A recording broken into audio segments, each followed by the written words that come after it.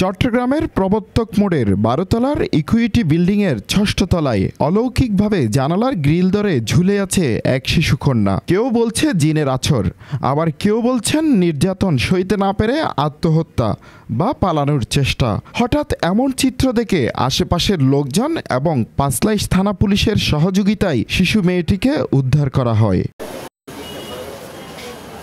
এই রহস্যজনক ঘটনার প্রকৃত তথ্য বের করতে অনুসন্ধানে নামে বাংলাধারা টিম।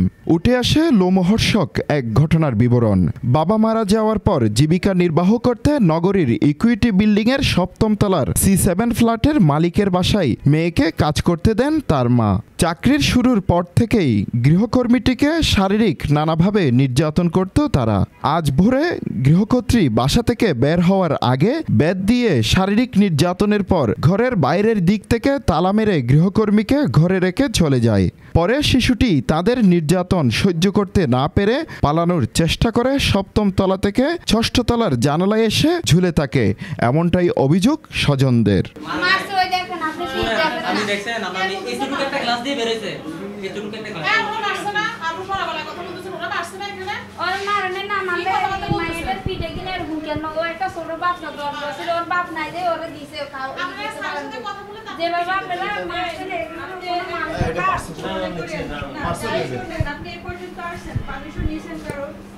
মাইয়ের শহর দিয়ে মাইয়া এভাবে আর বলে চলে আসতে যাই মাইয়ের আসতো না কিন্তু হইল মালিকের আসতো না বলে এভাবে মারল। মাইয়ের তো বেশ তোর মারা মারছে, মায়ের দাগ আছে অনেক দাগ, মালিকেরা মারছে বলে কর, মাইয়ে মারছে মালিকের পরিবারের মারছে বলে কর। এবং এ বিষয়ে বলেন প্রত্যক্ষদর্শীরা। বাইরে টালা লাগানো, এর কিছুক্ষণ পর দেখতেছি মেয়েটা ওই জানালা দি বা ব্যালকনি দিয়ে বাইরে চলে আসছে। ওখানে আসি আটকে গেছে, তখন হাত লটকানো অবস্থা ছিল।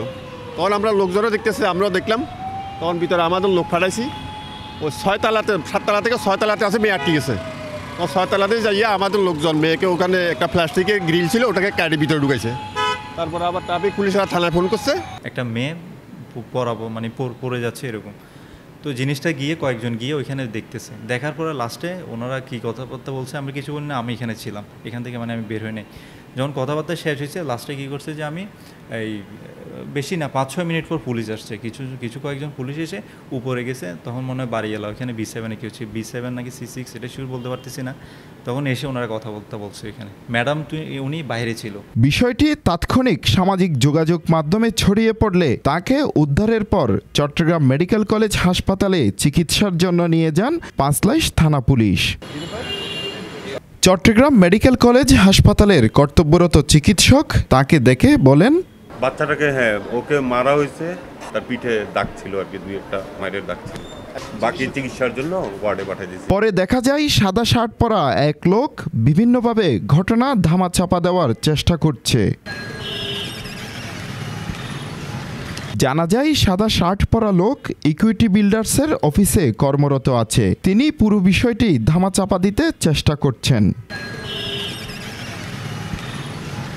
এ ব্যাপারে পাঁচলাইশ থানার অফিসার ইনচার্জের সাথে মুঠোফোনে যোগাযোগ করা হলে তিনি বলেন, গৃহকর্মীর আত্মীয়রা আসলে আলোচনা করে কথা হবে।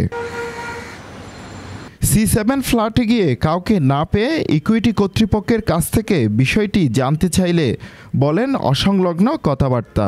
পুরো বিষয় জানতে দায়িত্বশীল কাউকেই পাওয়া যায়নি। আমাদের অফিস আমরা মেনটেন করতে আমরা শুনছি, আমরা জানছি এই বিষয়টা একটু, কিন্তু এটার জন্য আপনার এই অ্যাপার্টমেন্টের অ্যাসোসিয়েশন আছে, হ্যাঁ, সো এটা হচ্ছে ওরা আপনাদেরকে ফেস করবে। তার মানে আপনারা বলতে চাচ্ছেন ওই বিল্ডিং এর সাথে মানে ওই ফ্ল্যাটের সাথে আপনাদের কোনো ধরনের যোগসাজশ বা কোনো ধরনের না, আমাদের সাথে কোনো কিছু বলবো না। আমি যেটা বলবো, আপনারা কোনো ইনফরমেশন কোনো কিছু জানতে চাইলে ওই অ্যাপার্টমেন্ট অ্যাসোসিয়েশনের কাছ থেকে। এখন অ্যাপার্টমেন্ট অ্যাসোসিয়েশনটা আমরা কোথায় পাবো একটু বলুন। আপনি এই অ্যাপার্টমেন্টের নিচে ওইখানে অফিসে আপনি যোগাযোগ করেন। অ্যাপার্টমেন্টের নিচে অফিসে গেছি, আমরা কাউকে পাইনি।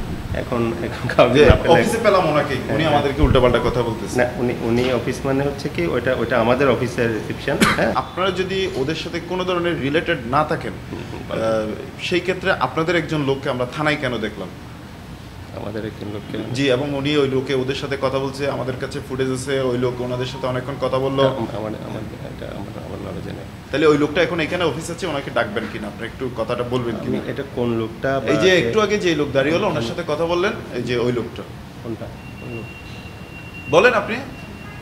আপনার সাথে একজন লোকে যে একটু ওদিকে বললো না, উনি বললেন আমি তোদেরকে বলছি এই কথা বললো না, উনি আর কি কালাকে ম্যানেজ করতেছে এবং ম্যানেজ করে ফেলতে। কেন ম্যানেজ হবে বা কি, আমাদেরকে বিষয়টা বলেন। আমরা যে এমন না যে এখানে মারা গেছে এরকম কোনো কিছু না, আমরা একটু জানতে চাচ্ছিলাম, জানতে আসছিলাম।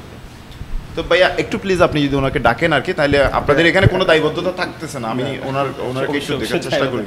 আমাদের এটা অ্যাসোসিয়েশনটা সব দেখে, তো ওদের বিষয়ে আমরা আপনাদের লোকটা কেন গেছিল এই বিষয়ে আমি একটু জবাব চাচ্ছিলাম। ওটা আমার জানা নাই কোন লোকটা গেছে। একটু ডাকেন, ওনাকে মাধ্যমে ডাকেন আপনি।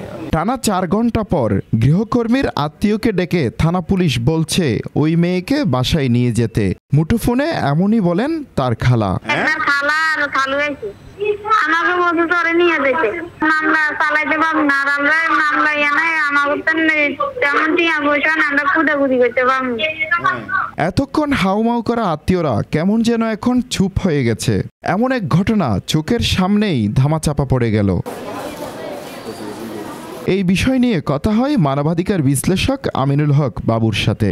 এই বাচ্চাটা আমরা যেটা দেখতে পাচ্ছি যে ফেসবুকে যেটা ভাইরাল হয়েছে কিংবা যে সকল ভিডিও এসছে, যে বাচ্চাটা কাজ করে এসে গেছে 6 তলায় বাইরে দিয়ে, এবং এটাকে জায়েজ করার জন্য অনেকে প্রচার করছে কি এটা জিনে করেছে।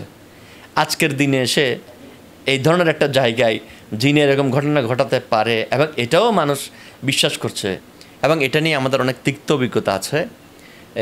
এই ধরনের অভিযোগ পাওয়ার পরে দেখা যায় যে অভিযোগকারী অথবা তার পরিবার যারা নির্যাতিত হয় তারা আতঙ্কে হোক, অর্থলোভে হোক, ভয়ে হোক, অনেক সময় হয় কি তারা মামলা পর্যন্ত যায় না। এমন ঘটনায় ভুক্তভোগীদের আইনি সহায়তাও প্রদান করবে বলে জানান তিনি। মামলা করতে চাচ্ছে না কিংবা তাকে ম্যানেজ করা হয়েছে, যাই হোক আমরা বাংলাধারের মাধ্যমে পরিষ্কার জানাতে চাই এই ধরনের ঘটনা যদি ঘটে এবং যদি আপনারা ন্যায় বিচার চান, সেক্ষেত্রে আপনারা যদি মামলা করতে চান, আমি ব্যক্তিগতভাবে আমার সাথে যোগাযোগ করবেন। আমি আমাদের সংগঠনের পক্ষ থেকে এবং যেভাবে পারি আপনাকে আইনগত সহযোগিতা, সার্বিক সহযোগিতা দেওয়ার চেষ্টা করব। এমন ঘটনা যাতে না ঘটে তার দাবি সচেতন মহলের। হোসাইন আব্বাস, বাংলাধারা, চট্টগ্রাম।